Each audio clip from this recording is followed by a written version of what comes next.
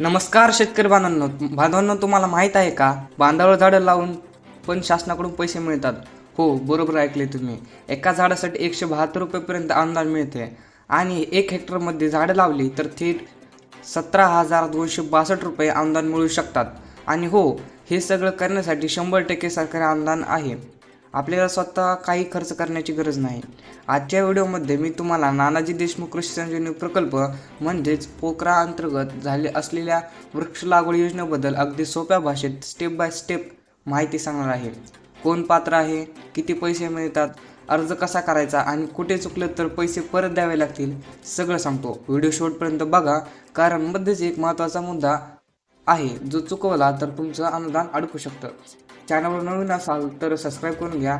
अशीच माहिती उपयोगी माहिती रोज देत राहू. बांधवांनो, महाराष्ट्र सरकारच्या कृषी विभागाने जागतिक बँकेच्या मदतीने नानाजी देशमुख कृषी संजीवनी प्रकल्प टप्पा 2 म्हणजेच पोकरा सुरू केला आहे.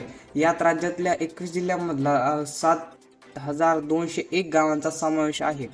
या प्रकल्पाचा मुख्य उद्देश काय आहे तर हवामान बदलामुळे जो दुष्काळ, अवकाळी पाऊस, गारपीट यांचा त्रास आपल्याला होतोय ना, त्याला तोंड देण्यासाठी शेतकरी बांधवांना सक्षम करणं आणि त्यासाठी एक मोठा घटक आहे वृक्ष लागवड.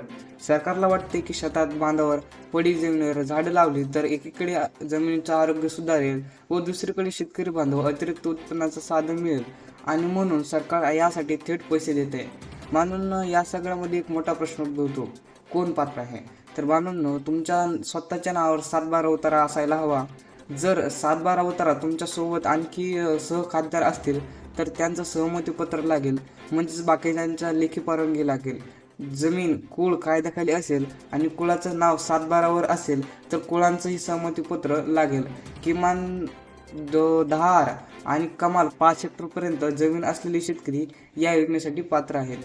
पण बांधावरच्या किंवा परिघावरच्या लागवडीसाठी किमान 40 आर क्षेत्र असणं गरजेचं आहे. एक गोष्ट लक्षात ठेवा, जर तुम्ही आधी कुठल्याच फळबाग किंवा वृक्ष लागवड योजनेचा लाभ घेतला असेल तर तेवढं क्षेत्र वगळून बाकीच्या क्षेत्रासाठी तुम्ही पात्र राहाल. म्हणजे सुधारणा कुठलाही छोटा मध्यम शेतकरी यात सहज पात्र होऊ शकतो. ही योजना फक्त फळबागेसाठी नाही, ही वनवृक्षांसाठी आहे. म्हणजे साग, कडुनिंब, चारोळी, मोहगणी, हिरडा, बेहडा, अंजन, अर्जुन, बिबा, खैर, शिवण, कडीपत्ता, शेवगा अशी स्थानिक हवामान अनुकूल असणारी झाडं आपल्याला या योजनेअंतर्गत लावता येतील. यामध्ये लागवडीचे 3 प्रकार करता येतात. एक सलग शेतावर म्हणजे संपूर्ण शेतात रांगेत झाडं लावणं. दुसरं शेताच्या बांधावर म्हणजेच तुम्ही तुमच्या शेताच्या बांधावर झाडे लागवड करू शकतात. आणि पडीक जमिनीवर, जिथं तुमची जमीन पडीक असेल त्या ठिकाणी तुम्ही या योजनेअंतर्गत झाडे लावू शकतात. आता भाग 4 येतो या व्हिडिओचा. पैसे किती मिळतात, म्हणजेच किती टक्के आपल्याला अनुदान मिळतं किंवा पैशांमध्ये आपल्याला किती अनुदान मिळतं. आता खरी गोष्ट समोर येते, पैसे किती मिळतात ते बघू.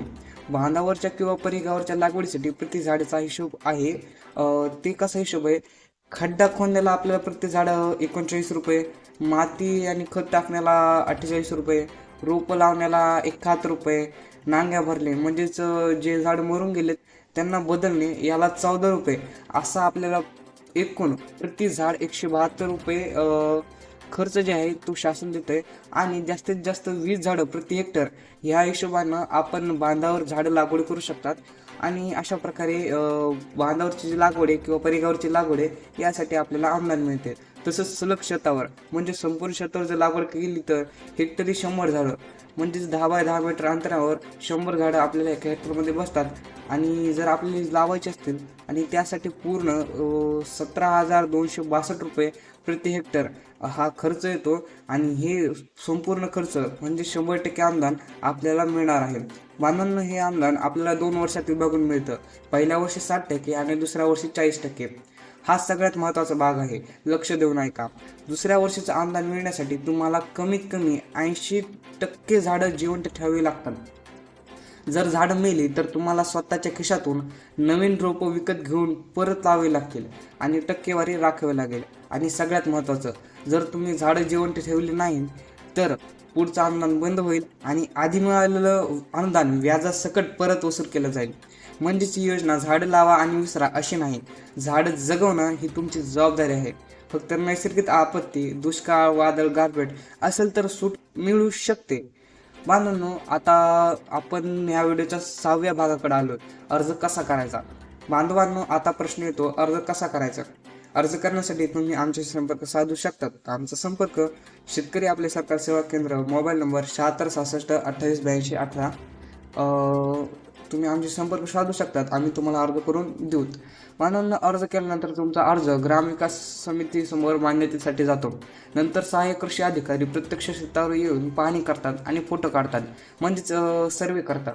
त्यानंतर अंदाजपत्रक म्हणजे एस्टिमेट तयार होतं आणि तालुका कृषी अधिकारी पूर्वसंमती देतात. ही पूर्वसंमती मिळाल्याशिवाय आपल्या लागवड सुरू करू नका, नाहीतर अनुदान मिळणार नाही. बांधवांनो, पूर्वसंमती मिळाल्यानंतर 120 दिवसांच्या आत लागवड पूर्ण करायची आहे. रोप जवळच्या वन विभाग, कृषी विद्यापीठ, कृषी विज्ञान केंद्र किंवा शासकीय किंवा खाजगी रोपवाटिकेकडून खरेदी करायची आहेत. इतर तुम्ही खरेदी केलं तर त्यासाठी तुम्हाला अनुदान पात्र राहणार नाहीत. लागवड झाल्यावर रोप खरेदीची बिले आणि इतर खर्चाची देयके म्हणजेच बिलं वेबसाईटवर अपलोड करून अनुदानाची मागणी करायची आहे. आणि बिलं घेणं हे अत्यंत महत्त्वाचं आहे, कारण आपल्याला हे वेबसाईटवर अपलोड करायचे आहे.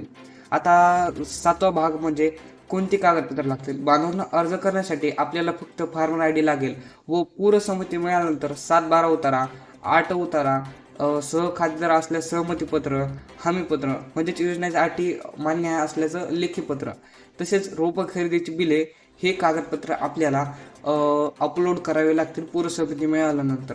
बांधवांनो, तर ही माहिती होती नानाजी देशमुख कृषी संजीवनी प्रकल्पांतर्गत वृक्ष लागवड योजनेची. संपूर्ण माहिती जर तुमच्या